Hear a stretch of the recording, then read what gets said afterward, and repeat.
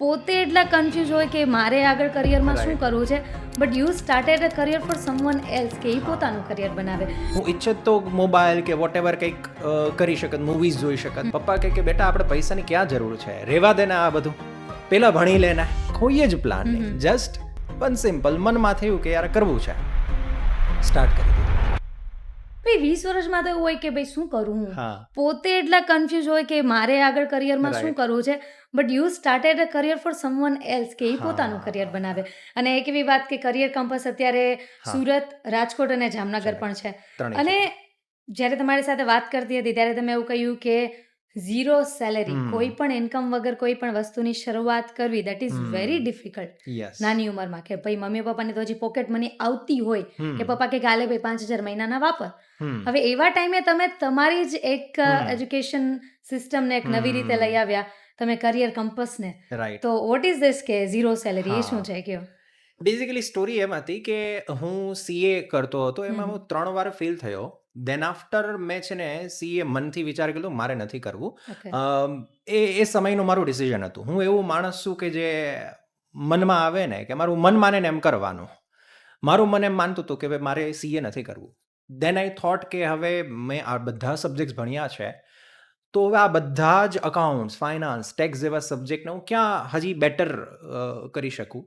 એક વસ્તુ નક્કી હતી કે એક સારી ડિગ્રી કરવી છે, તો I started my ACCA journey. But that ACCA છે ને એ એટલું બધું ટાઈમ કન્ઝ્યુમિંગ નહોતું, તો હું છે ને ફ્રી બેસી રહેતો હતો. હું ઈચ્છત તો મોબાઈલ કે વોટ એવર કંઈક કરી શકત, મૂવીઝ જોઈ શકત. બટ એ ફ્રી ટાઈમમાં આઈ થોટ કે ના યાર મારે કંઈક એક્સપિરિયન્સ, કંઈક સારી જગ્યાએ મારો ટાઈમ યુટિલાઇઝ કરવો છે. મેં એક કોચિંગ ક્લાસ હતા, ઓકે, એમને ત્યાં મેં વાત કરી કે સર મારે આવી રીતે આવવું છે પાર્ટ ટાઈમ, અત્યારે મારી પાસે ફ્રી સમય છે. તો મને કહે કે આવ. એ સમયે કોઈ એવી પૈસાની વાત નહોતી થઈ. નહોતી થઈ. મેં એમને એમ જ કીધું કે મારે પૈસા નથી જોઈતા, હું તો હજી 20 વર્ષનો બાળક છું, મને તો શું આવડે. તો મેં મારા પપ્પાને વાત કરી. પપ્પા કહે કે બેટા આપણે પૈસાની ક્યાં જરૂર છે, રેવા દે ને આ બધું, પેલા ભણી લે ને. મેં કીધું ના પપ્પા, હું મારું ભણવાનું તો ચાલુ જ રાખીશ, બટ સાથે સાથે મારે કંઈક કરવું છે. એ મારું ડિસિઝન હતું. મને બી નથી ખબર કે હું શું વિચારીને કે એવું બધું, તો મેં પ્લાનિંગ એ નહોતું કર્યું કે યાર 20 વર્ષે આવું ચાલુ કરીશ તો 25 વર્ષે હું આ કમ્પ્લીટ આવું કરીશ થશે. અને 28 વર્ષે આ થશે.